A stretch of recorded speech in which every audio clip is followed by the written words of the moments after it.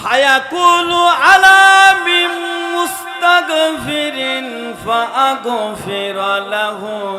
আল্লাহ প্রথম আসমানে নেমে আসেন। এই প্রথম আসমানে নেমে আসার পর আল্লাহ তাআলা ডেকে বলেন, তোমাদের মধ্যে কারো গুনাহগার আছো কিনা? তোমাদের মধ্য থেকে কোনো গুনাহগার আছো কিনা? আমি আল্লাহ তাআলার কাছে ক্ষমা চাও। আমি আল্লাহ তাআলা তোমাদের সবাইকে ক্ষমা করে দিব। আল্লাহু আকবার বলেন।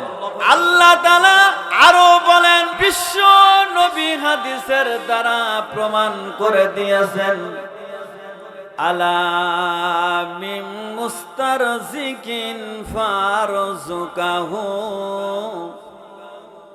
তোমাদের ভিতরে কারো রেজেকের অভাব আছে কিনা? আমি আল্লাহ তাআলার কাছে যাও। আমি আল্লাহ তাআলা তোমাদের রেজেকের অভাব দূর করে দিব। আমাদের ভিতরে গুনাহগার আমরা কম না বেশি? আল্লাহ ডাকতে থাকে, তোমাদের মধ্যে কোনো গুনাহগার আছো কিনা? আমি আল্লাহ তাআলার কাছে ক্ষমা চাও। আমি আল্লাহ তাআলা তোমাদের ক্ষমা করে দিই। তোমাদের মধ্যে রেজেকের অভাব আছে কিনা? আমার কাছে চাও, আমি রেজেকের অভাব দূর করে দিব। আল্লাহু আকবার বলে। আমরা চাবো কার কাছে? আরো জোরে কর। এমন ব্যক্তি আছে কিনা আমার কাছে তোমরা চাও, আমি আল্লাহ তাআলা তোমাদের ক্ষমা করে দেব। তোমাদের ভিতরে কারো রেজেকের অভাব আছে কিনা? আমার কাছে চাও, আমি আল্লাহ রেজেকের অভাব দূর করে দেব। আলা মিন মুবতালিন ফাওয়াফিয়াহু। আল্লাহ তাআলা বলেন, তোমাদের মধ্যে কারো অভাব আছে কিনা? আমার কাছে তোমরা চাও, আমি আল্লাহ তোমাদের অভাব দূর করে দেব। আল্লাহু আকবার বলেন। আলা কাজা হাত্তা ইয়াতুলু আল ফাদ। বিশ্বনবী বলেন, এই রকম করে আল্লাহ তাআলা তামাম পৃথিবীর মানুষদেরকে ডাকতে থাকেন ফজর পর্যন্ত। চিল্লায়া বলেন কথা ঠিক কিনা? সে আল্লাহকে ডাকতে হবে কম না বেশি? আরো জোরে কর। সামনে আসতেছিল রমজান মাস। কি মাস? সে আল্লাহকে আমরা ডাকবো কম না বেশি? আল্লাহ বলেন, উদউনি আস্তাজিবু লাকুম। বান্দা বান্দিরা, আমাকে তোরা ডাক, আমি আল্লাহ তাআলা তোদের ডাকে সাড়া দিব। ইয়া আইয়ুহাল্লাযীনা আমানু যিকুরুল্লাহা যিকরান কাসীরা। আমার জিকির তোরা অধিক হারে কর। জিকিরের কথা আল্লাহ তাআলা কম করতে বলছে নাকি বেশি করতে বলছে? তাহলে রমজানে আল্লাহকে বেশি ডাকবো না কম ডাকবো? অনেকে বলবে যে গ্যাস্ট্রিক, রোজা রাখতে পারি। এই মাটিগুলো ডেকে বলবে, আল্লাহ আমার সাথে যে সমস্ত মুসল্লিদের সাথে সম্পর্ক ছিল, সেই মানুষগুলো ছাড়া আমি জান্নাতে যাব না। আল্লাহু আকবার বলেন। এই মাটিগুলো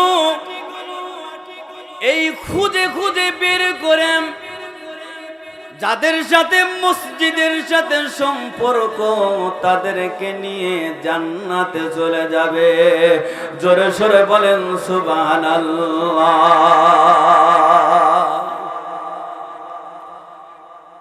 এই মসজিদের সাথে সম্পর্ক ছিল বিশ্ব নবী মুহাম্মদ সাল্লাল্লাহু আলাইহি ওয়াসাল্লামের কথা বলেন ঠিক কিনা? সাহাবীদের সাথে সম্পর্ক কম ছিল না বেশি ছিল? সম্পর্ক খালি আমাদের সাথে নাই, কথা বলেন ঠিক কিনা? আল্লাহর নবীর সামনে যেই রাস্তা দিয়ে নামাজ পড়ার জন্য মসজিদে যেত,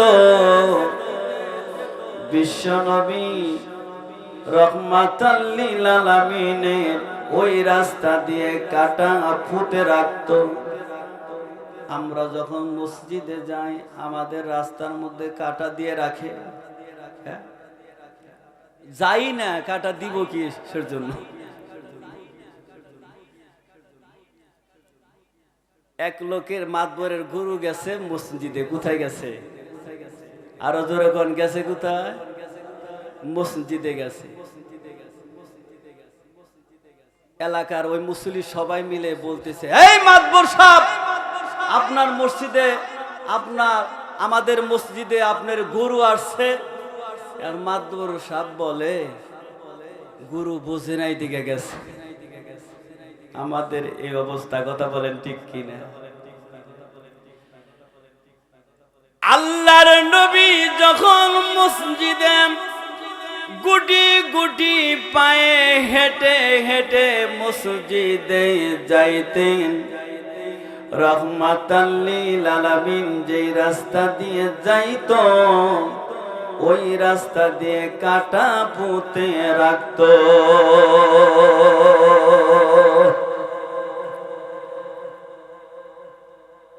আল্লাহ রসুলকে কতভাবে জুলুম নির্যাতন করছে কাফেরেরা। শোনেন, নবী জোহরের নামাজে দাঁড়াইয়া, আসরের নামাজে দাঁড়াইয়া, মাগরিবের নামাজে দাঁড়াইয়া, এশার নামাজে দাঁড়াইয়া নবী জোরে জোরে কেরাত তেলাওয়াত করে নামাজ শুরু করে।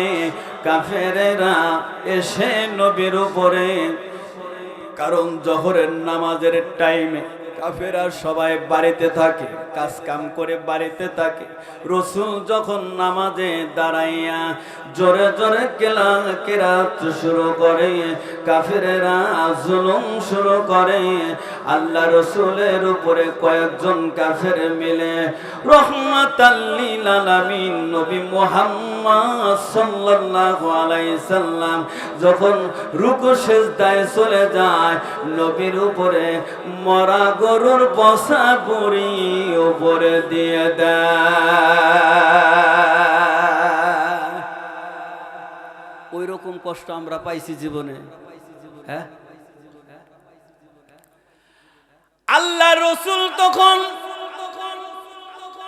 বুড়ি যখন উপরে চাপাইয়া দেন, রহমাতাল লিল নবী মুহাম্মদ সাল্লাল্লাহু আলাইহি ওয়াসাল্লাম নবী সেজদা দিয়ে রইলেন। ফাতিমা দূর থেকে দেখে এসে বাবার উপর থেকে ওই মরা গরুর পচা বুড়িগুলো সরাইয়া বাবাকে ডেকে বলে, বাবা গো, তোমাকে কাফেরেরা এত জুলুম নির্যাতন কেন করে? নবী বলে, মারে, আমি মক্কার ঘরে ঘরে কালেমার দাওয়াত দেই, লা ইলাহা ইল্লাল্লাহু মুহাম্মাদুর রাসূলুল্লাহ। আমার এটাই দোষ, আর কোনো আমার দোষ নাই। একটা দোষ, আমি কালেমার দাওয়াত দেই। ফাতিমা থেকে বললে, বাবা, এটাই যদি সত্য হয়, আমি দোয়া করলাম, বদদোয়া করলাম। নবী সাথে সাথে হাত তুলে ফাতিমাকে ডেকে বলল, মারে, তুমি যদি বদদোয়া করো, তোমার দোয়াটা আল্লাহর দরবারে কবুল হইয়া যাবে, কবুল হইয়া যাবে। আর মক্কার কাফেররা পুরে খার হইয়া যাবে, ধ্বংস হইয়া যাবে। নবী ডেকে বললেন, ফাতিমা রে, মক্কার মানুষগুলো যদি মারা যায়, আমি রহমাতাল লিল আলামিন নবী মুহাম্মদ কার দারে দারে গিয়ে কালেমার দাওয়াত দিব। আল্লাহ রসুল তখন মুখ বন্ধ করে দিলেন, ফাতিমার দোয়া বদদোয়া করলেন না। রহমাতাল লিল আলামিন নবী মুহাম্মদ সাল্লাল্লাহু আলাইহি ওয়াসাল্লাম নামাজ পড়ার জন্য যখন গেছে তারপরেও বাধা, রাস্তার মধ্যে বাধা। একদিন, 2 দিন, 3 দিন বুড়িমা ওই রাস্তার মধ্যে কাটা পুঁতে রাখে। নবী মুহাম্মদ সাল্লাল্লাহু আলাইহি সাল্লামের পায়ে যখন কাটা লাগে, লাগার সাথে সাথে রহমাতাল লিল আলামিন ডাক দিয়ে বলে, আল্লাহ, মক্কার মানুষ আমাকে চিনে না, এই কারণে রাস্তার মধ্যে আমার জন্য কাটা পুঁতে রাখে। আল্লাহকে ডেকে বললেন, আল্লাহ, পশু পাখি সবাই চেনে, আমাকে চেনে না মক্কার মানুষেরা। এই বুড়ি মা দূর থেকে খিল খিল করে হাসে। 1 দিন, 2 দিন, 3 দিন পরে রাস্তার মধ্যে কাটা দেখা যায় না। রহমাতাল লিল আলামিন মনে মনে চিন্তা করলেন, বুড়িমা অসুস্থ হয়ে পড়েছে। খোঁজ খবর নেওয়ার জন্য বুড়ির বাড়িতে চলে গেল। নবী মুহাম্মদ সাল্লাল্লাহু আলাইহি সাল্লাম যখন দরজা লক করলেন, লক করার সাথে সাথে ওই বুড়ি ডেকে বলল, কে গো, কে গো? ভিতর থেকে জবাব আসলো। নবী ডেকে বললেন, আমি মুহাম্মদ সাল্লাল্লাহু আলাইহি ওয়াসাল্লাম। তুমি কেন আসছো? নবী মুহাম্মদ সাল্লাল্লাহু আলাইহি সাল্লাম ডেকে বললেন, প্রথম দিন কাটা দেখলাম, তুমি কাটা দাও, রাস্তার মধ্যে কাটা পুঁতে রাখো।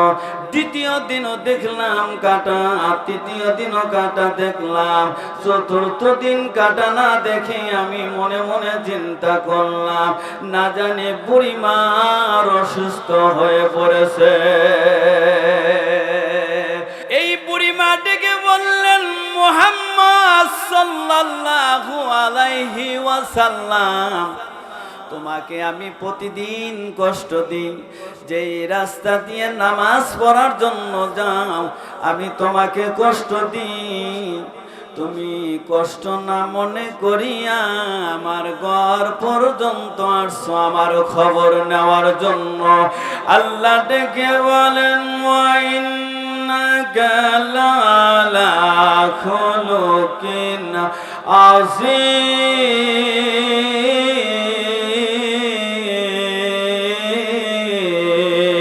আযীম।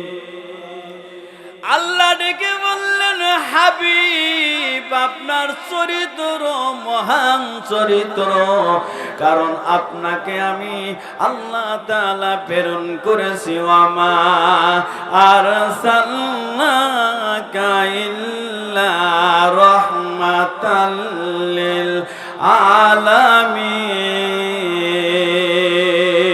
জোরে বল আল্লাহু আকবার, আরো জোরে বল আল্লাহু আকবার।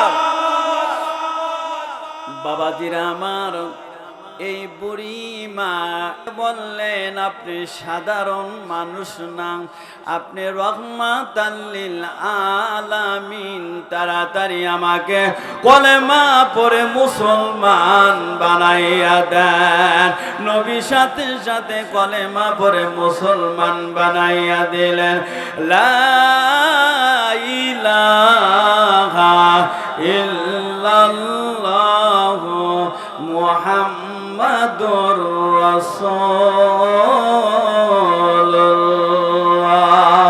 সাল্লাল্লাহু আলাইহি ওয়াসাল্লাম। আসুন আমার বাবাজিরাম, জোহরের নামাজে ইমাম সাহেবরা আস্তে আস্তে কেরাত কয়, কথা বলেন ঠিক কিনা? আসরের নামাজে আস্তে কেরাত বলে নাকি জোরে পড়ে? আরো জোরে কন। মাগরিবের নামাজে, ঈশার নামাজে, ফজরের নামাজে, ফজরের নামাজ আর ঈশার নামাজে কেন জোরে পড়েন? ওই সময় কাফেররা ঘুমিয়ে পড়ে,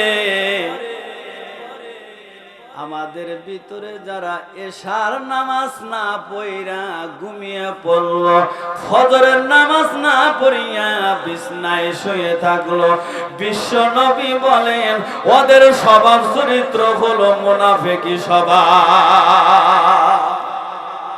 কথা বলেন ঠিক কিনা? রাগ করতেছে যারা ফজরের নামাজ জামাতের সাথে পড়ে, নামাজ না পড়া ঘুমিয়ে পড়লো, ঈশার নামাজ পড়লো না, ফজরের না, ওদের স্বভাব চরিত্র এই মুনাফিকি স্বভাব, কাফেরদের স্বভাব। ওই সময় আবার ঘুমিয়ে পড়তো। নবী কেন জোহর আসরের মধ্যে আস্তে আস্তে আর মাগরিব এশা ফজর কেন জোরে জোরে বললেন? এটা শোনেন। আল্লাহ তাআলা বলেন ওয়ালা তাজহার বিসলাতিকা ওয়ালা তুখাফিত বিহা ওয়াবতাগি বাইনা যালিকা সাবিলা। নবীগণ এই নামাজের মধ্যে কোরআন শরীফ জোরে জোরে তেলাওয়াত করবেন না। আমি আল্লাহ আপনার জন্য বিধান করে দিলাম, আস্তে পড়ার বিধান আপনার কাছে আমি দিয়ে দিলাম, জোরে পড়ার বিধানও দিয়ে দিলাম। আপনি যেহেতু জোহর আসর নামাজের ভিতরে আস্তে আস্তে পড়েন, কারণ হলো ওই সময় কাফেরেরা বাড়িতে থাকে, আপনাকে মারার জন্য আসবে, আপনি আস্তে আস্তে কেরাত তেলাওয়াত করেন। আর আল্লাহ তাআলা আয়াত নাযিল করেছেন দিলেন, হুজুর গো আপনি মাগরিবের নামাজ, এশার নামাজ, ফজরের নামাজ, এই নামাজগুলোর ভিতরে জোরে জোরে কেরাত পড়বেন, কারণ কাফেররা ঘুমাইয়া থাকে। আপনি মধ্যম পন্থা অবলম্বন করুন, এই বিধান আমি আল্লাহ তাআলা আপনার জন্য নাজিল করে দিলাম। জোরে সোরে বলেন সুবহানাল্লাহ। আযান শুনে নবী মসজিদের দিকে যায়, আর আমাদের স্বভাব চরিত্র হলো আজান শুইনা বাজারে যায়। কথা বলেন ঠিক কিনা? আর মুফতির অভাব নাই, সবচেয়ে মুফতি বেশি পাওয়া যায় চাষটালে। কথা বলেন ঠিক কিনা? যত মুফতি চাষটালে, ওখানে আবার আলোচনা করে, হাই রে হুজুরা কত নতুন নতুন কথা কয়, আর একজন বলে আরো জীবনে কত নতুন নতুন কথা শুনতে পারব। কত মুফতি চাষটালে। কথা বলেন ঠিক কিনা? আল্লাহ রসুল আজান শুনিয়া নামাজের দিকে যায়, উসমান গনি রাদিয়াল্লাহু তাআলা আনহু তাসবিহ হাতে নিয়ে, এইভাবে তাসবিহ হাতে নিয়ে আল্লাহ রসুল একটা করে কদম দেয়, ওসমান গনি তাসবিহ হাতে নিয়ে কদম গুনতে থাকে। আল্লাহু আকবার বলে। একটা করে কদম দেয়, ওসমান গনি গোনে, আর একটা যখন কদম দেয় গোনে। আলী রাদিয়াল্লাহু তাআলা আনহু ফাতিমাকে ডেকে বলল, ফাতিমা চলো তোমাকে নিয়ে একটু ঘোরাফেরা করে আসি। আল্লাহু আকবার। স্ত্রীদেরকে নিয়ে ঘোরাফেরা করা সুন্নত। কথা বলেন ঠিক কিনা? স্ত্রী নিয়ে ঘোরাফেরা করা কি? বিভিন্ন জায়গায় ঘুরতে যাবেন, কিন্তু আমরা বউকে নিয়ে ঘুরতে যাই না, আমরা শালি নিয়ে ঘুরতের জন্য বেশি আমাদের মন চায়। কথা বলেন ঠিক কিনা? বউ নিয়ে ঘোরা কি? আরো জোরে কর। আল্লাহ রসুল যখন গুটি গুটি পায়ে হেঁটে হেঁটে মসজিদের দিকে যায়, আলী রাদিয়াল্লাহু তাআলা আনহুকে ডেকে বললেন, ফাতিমা ডেকে বললেন, প্রাণের স্বামী গো, ওই যে দেখেন আমার বাবা হেঁটে হেঁটে মসজিদে যায়, ওসমান গনি কি গণনা করে। ওসমান ডেকে বলল, আমি গণনা করি। আল্লাহ রসুল নামাজ পড়ার জন্য মসজিদে যাবেন, যেই কয়টা কদম দিবে ওই কয়টা মানুষ আমি গরিব মানুষকে দাওয়াত করে খাওয়াবো। আল্লাহু আকবার। ফাতিমা চোখের পানি ছেড়ে দিয়ে বলল, প্রাণের স্বামী গো,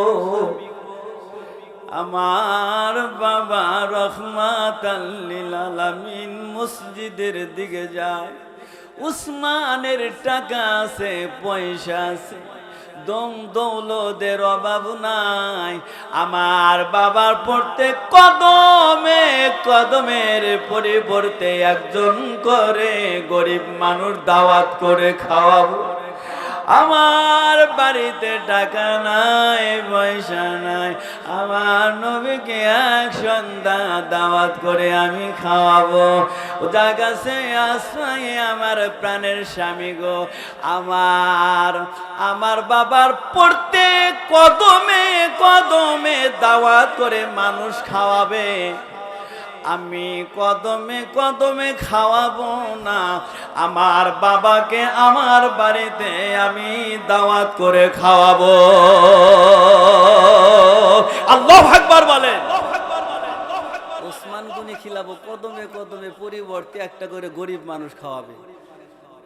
আর ফাতিমা আলীকে ডেকে বললেন, হে আমার আলী, আমার প্রাণের স্বামী গো, আমি নবীকেই দাওয়াত করে খাওয়াবো। সুবহানাল্লাহ বলেন। আলী ডেকে বললেন, ফাতিমা যেহেতু 3 দিন ধরে ঘরে খাবার নাই, কেউ যদি না জানে আমি জানি, আমি দাওয়াত দিতে পারবো না, তোমার বাবাকে তুমি দাওয়াত দাও। যার লাগিয়া মহান আল্লাহ বানাইছেন জগৎ, যার লাগিয়া মহান আল্লাহ বানাইছেন জগৎ, আমরা সেই নবীর উম্মত, আমরা সেই নবীর উম্মত, আমরা সেই নবীর উম্মত। নবী মা ফাতিমাকে ডাইকা বলে, মাগো তোমায় কই তোমারে, 3 দিন ধরে খাই না দানা, বান্দা হাসি পাথর, আমরা সেই নবীর উম্মত, আমরা সেই নবীর উম্মত, আমরা সেই নবীর উম্মত। আল্লাহ রসুলের মেয়ে ফাতিমা ডেকে বললেন, প্রাণের স্বামী গো, আমার পক্ষ থেকে আমার বাবাকে দাওয়াত দিয়ে আসেন। দাওয়াত দেওয়ার জন্য আলী ডেকে বলল, ফাতিমা গো, তোমার বাবাকে তুমি দাওয়াত দিয়ে আসো, আমার পক্ষে সম্ভব না। ফাতিমা গিয়া দাওয়াত দিয়ে আসলেন, বাবা গো, আগামীকাল আমার বাড়িতে দাওয়াত। 3 দিন ধরে ঘরে খাবার নাই। কয়দিন ধরে? আরো জোরে কর। দাওয়াত দিছে কাকে? মেহমানদারি কেমন হবে? আরো জোরে কর। কিন্তু ঘরের ভিতরে 3 দিন ধরে খানা। ফাতিমা ডেকে বললেন, প্রাণের স্বামী গো, আপনি কি দাওয়াত দিছেন? দাওয়াত দিস, নবী গ্রহণ করেছে, ঠিক আছে, আমি রান্নার জন্য তৈয়ার হইয়া যাই। পাতিলের মধ্যে পানি দিয়ে গরম করা শুরু করলেন। ভরসা করছেন কার উপরে? আরো জোরে কর। আল্লাহর উপরে ভরসা করলে মেহমানদারি ভালো হবে কিনা? আল্লাহ ডেকে বললেন, জিবরাইল, আমার বন্ধু মুহাম্মদ সাল্লাল্লাহু আলাইহি সাল্লাম ফাতিমার বাড়িতে মেহমানদারি হবে, মেহমানদারি হবে, দাওয়াত খাওয়ার জন্য রওনা দিছে। জিবরাইল রে, আমার বন্ধুর মেয়ে পাতিলের মধ্যে পানি গরম করতেছে, জান্নাত থেকে তাড়াতাড়ি বোনার গোশত নিয়ে যাও, পাতিল ভর্তি করে দাও জান্নাতি খাবার। জোরে সোরে বলেন সুবহানাল্লাহ। কবরের ভিতর থেকে জবাব আসে, বন্ধুর সাথে বন্ধুই মানা, বন্ধুর পাশে বন্ধুই মানায়। এই জবাবটা যদি নবীর কবরের ভিতর থেকে যদি আসে, নবীর কবরের পাশে আমি আবু বক্করকে কবর দিবা, এই আশা ছিল। আবার ওমরের আশা, আবার আয়েশা সিদ্দিকা নবীর ছোট স্ত্রী আয়েশা ডেকে বলেন, আমি যদি মারা যাই আমার নবীর পাশে আমাকে দাফন কাফন করে দিও। কিন্তু আল্লাহ পাক এটা কবুল করে নাই। ওমর মনে মনে চিন্তা করলেন, যেহেতু আয়েশা সিদ্দিকা প্রস্তাব দিছে, আমার চেয়ে তিনি উপযুক্ত বেশি নবীর পাশে কবরস্থ করা। ওমর ডেকে বললেন, আমি যদি মারা যাই নবীর কবরের পাশে আমাকে দাফন করে দিবা। আল্লাহ রাসূল ডেকে বললেন, আমি হইলাম বীরের শহর, ওই বীরের শহরের দরজা হলো আমার ওমর। ওমর রাদিয়াল্লাহু তাআলা আনহু ইন্তেকাল করলেন, দুয়াইয়া নবীর কবরের পাশে নিয়া জিজ্ঞাসা করলেন, হে রহমাতাল লিল আলামিন নবী মুহাম্মদ, আপনার কবরের পাশে আপনার বন্ধু আবু বকর ও ওমর থাকতে চায়, এটা কি থাকতে পারবে সে? কবর থেকে যদি জবাব আসে বন্ধুর পাশে বন্ধুকে মানায়, তাহলে আমাকে নবীর পাশে মাটি দিয়ে দিবা। জোরে সোরে বলেন সুবহানাল্লাহ। আল্লাহ তাআলা কুরআনুল কারীমের মধ্যে ওয়াজ করে শোনাইয়া দিলেন, কুল ইন কুনতুম তুহিব্বুনাল্লাহা ফাত্তাবিউনি ইউহিব্বুকুমুল্লাহ। জোরে বলেন আল্লাহু আকবার। আল্লাহ তামাম পৃথিবীর মানুষদেরকে ডেকে বললেন, নবী গো আপনি তামাম পৃথিবীর মানুষদেরকে জানাইয়া দেন, তারা যদি আমি আল্লাহর ভালোবাসা যদি পাইতে চায়, ফাত্তাবিউনি, তারা যেন আমার রাসূলের আনুগত্য করে। আল্লাহর রাসূলের আনুগত্য করতে পারলে আমরা আল্লাহর ভালোবাসা পেয়ে যাব। চিল্লায়া বলেন কথা ঠিক কিনা? আল্লাহর ভালোবাসা যদি পাইতে চান, রাসূলের আনুগত্য, আল্লাহর রাসূলের আনুগত্য করতে পারলে কি লাভ হবে? ইউহিব্বুকুমুল্লাহ। আল্লাহ তাআলা ডেকে বললেন, আমি আল্লাহর ভালোবাসা তোমরা পেয়ে যাবা। আমার আল্লাহ বলেন, আমার ভালোবাসা যারা পেয়ে যাবে, আমি আল্লাহ তাদের জীবনের তামাম গুনাহ খাতা মাফ করে দেব। জোরে সোরে বলেন সুবহানাল্লাহ। আল্লাহ রসুলের হাতে গড়া ওমর রাদিয়াল্লাহু তাআলা আনহুকে ইহুদিরা 4টা প্রশ্ন করলেন। কয়টা প্রশ্ন? আরো জোরে কোন কয়টা প্রশ্ন? 1 নম্বর প্রশ্ন, ইহুদিরা ডেকে বলল, 4টা প্রশ্নের উত্তর যদি ওমর দিতে পারো তাহলে আমরা কলেমা পড়ে মুসলমান হয়ে যাব। আর প্রশ্নের উত্তর যদি না দিতে পারো তাহলে তোমরা ইসলাম ধর্ম ত্যাগ করে তোমরা খ্রিস্টান ধর্ম গ্রহণ করে নিবা। তাহলে ওমর ডেকে বললেন, 4টা প্রশ্ন তোমাদের কি কি বলো? এই ইহুদি ডেকে বলল, 1 নাম্বার প্রশ্ন হইল, একসাথে জন্ম একসাথেই মৃত্যু, কিন্তু 100 বছরের ছোট বড়। একসাথে জন্ম একসাথে মৃত্যু, কিন্তু 100 বছরের কথা বোঝেন। 100 বছরের একসাথে জন্ম একসাথেই মৃত্যু, কিন্তু 100 বছরের ছোট বড়। এই দুইজনকে আর এদের সম্পর্ক কি, এদের নাম কি? 2 নাম্বার প্রশ্ন হইল, দুনিয়াতে এমন একটা জেলখানা আছে, ওই জেলখানার ভিতরে নিঃশ্বাস নেওয়ার সুযোগ নাই, কিন্তু নিঃশ্বাস না নিয়ে আমার আল্লাহ তাআলা বাঁচাইয়া রাখেন। ওই জেলখানার নাম কি? আল্লাহু আকবার বলেন। 3 নাম্বার প্রশ্ন হইল, পৃথিবীর এমন একটা জায়গা আছে, ওই জায়গার ভিতরে সূর্যের আলো একবার গিয়েছে, কিয়ামত পর্যন্ত আর ওই জায়গায় সূর্যের আলো যাবে না। ওই জায়গাটার নাম কি?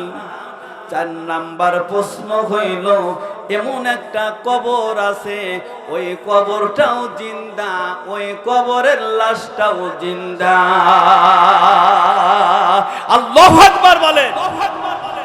ওমর রাদিয়াল্লাহু তাআলা বলে, এই ইহুদি, নবীর হাতে হাত রেখে আমি কলেমা পড়ে মুসলমান হয়ে গেছি। তোমার এই 4টা প্রশ্নের উত্তর আমার বাতিজাই যথেষ্ট। আল্লাহু আকবার বলেন। ওমর রাদিয়াল্লাহু তাআলা আনহুর বাতিজা প্রশ্নের উত্তর দিলেন, ওয়া ইন্না ইউনুস লামিনাল মুরসালিন।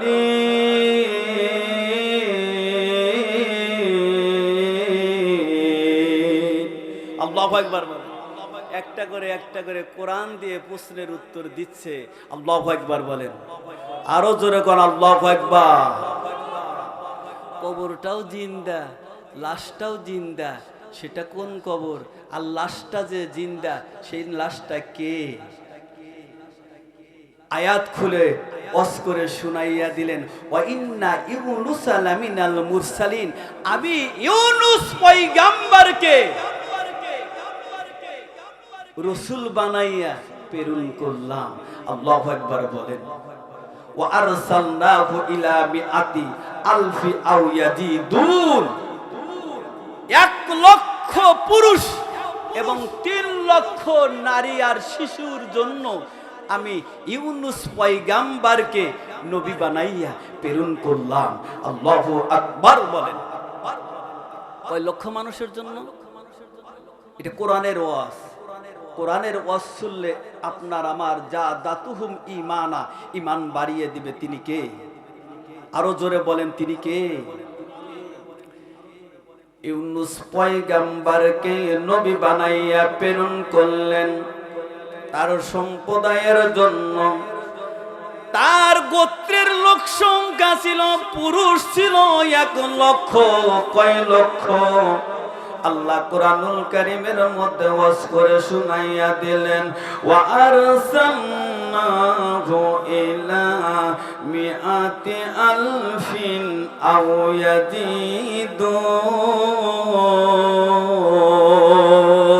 ইয়াজিদুন। 1 লক্ষ তার সম্প্রদায়ে মানুষ ছিল, তার কওমের ছিল 1 লক্ষ, অথবা আও ইয়াজিদুন, তার চেয়ে বেশি ছিল। তাফসিরে কিতাবের মধ্যে আসছে 3 লক্ষ নারী শিশু ছিল, 3 লক্ষ আর পুরুষ ছিল 1 লক্ষ। 4 লক্ষ মানুষ। কয় লক্ষ? এই 4 লক্ষ মানুষদেরকে কলেমার দাওয়াত দিলেন, লা ইলাহা ইল্লাল্লাহ। এই কলেমার দাওয়াত দিলেন, এত বছর দাওয়াত দিলেন, একজন মানুষ কলেমা পড়ে মুসলমান হইল না।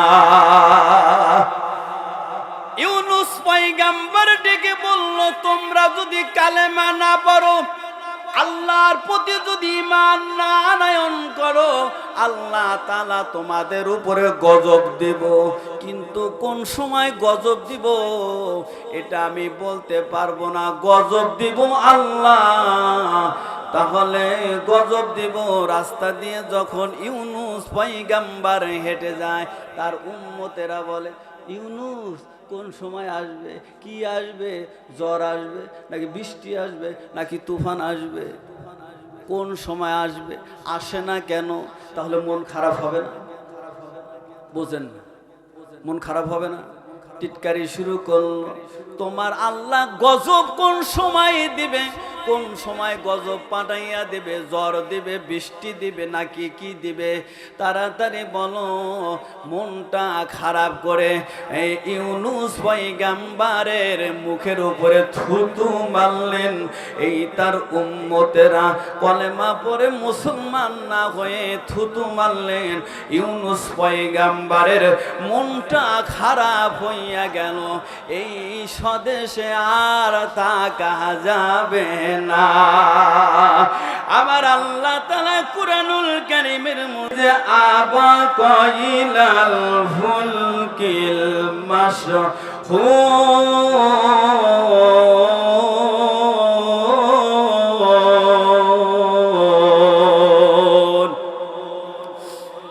ইউনূস আলাইহিস সালাম দুইজন ছেলে নিয়ে স্ত্রীকে নিয়ে রওনা দিলেন। যাইতে যাইতে যাইতে যাইতে টাইগ্রিস নদীর সামনে পড়ল। টাইগ্রিস নদীর সামনে পড়ার পর বলো ছেলেটাকে এই গাছের নিচে বসাইয়া চলে গেলেন। বাবা তুমি এখানে থাকো, তোমার মাকে নিয়ে, তোমার ছেলেকে, তোমার ছোট ভাইকে নিয়ে ও বাড়িয়ে রেখে আসি। যখন রওনা দিলেন স্ত্রীকে নিয়ে, ছোট্ট ছেলেটাকে নিয়ে মাছ নদীতে যখন চলে গেলেন, দাঁড় এসে স্ত্রীকে বাসাইয়া নিয়ে গেলেন। সাথে সাথে ওই ছোট ছেলেটাও বেশে চলে গেল। আল্লাহর হুকুম অমান্য করার কারণে পরীক্ষা শুরু হইয়া গেল কিনা? স্ত্রীর নদীতে বেশে গেল, ছোট্ট ছেলে বেশে গেল, হাত থেকে ধরে রাখতে পারল না। আল্লাহর হুকুম অমান্য করিয়া অন্য দেশে চলে যাওয়ার কারণে, আল্লাহর হুকুম অমান্য করার কারণে নবীর উপরে যদি গজব আসে, আমাদের উপরে বালা মুসিবত আসবে কিনা? ছেলে মেয়ের উপরে বালা মুসিবত, মেয়ের উপরে বালা মুসিবত। বেটা এই বালা মুসিবত সব তোমার হাতের কামাই। কথা বলেন ঠিক কিনা? আল্লাহ তাআলা বলে জহারাল ফাসাদু ফিল বাররি ওয়াল বাহরি বিমা কাসাবাত আইদিন নাস। জলে স্থলে যত পরিবারের সমাজে যত বালা মুসিবত আসবে সব তোমার হাতের কামাই। কথা বলেন ঠিক কিনা?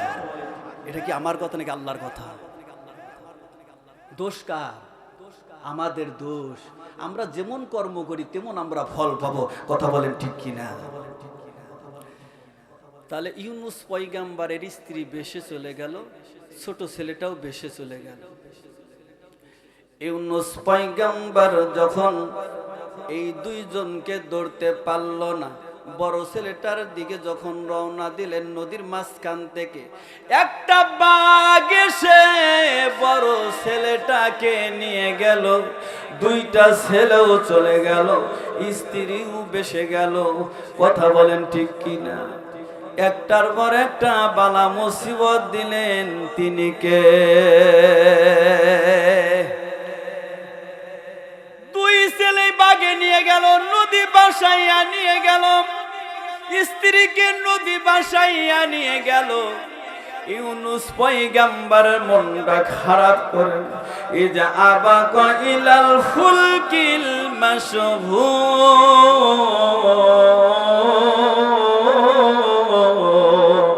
আল্লাহু আকবার বলেন, আরো জোরে কোন আল্লাহু আকবার।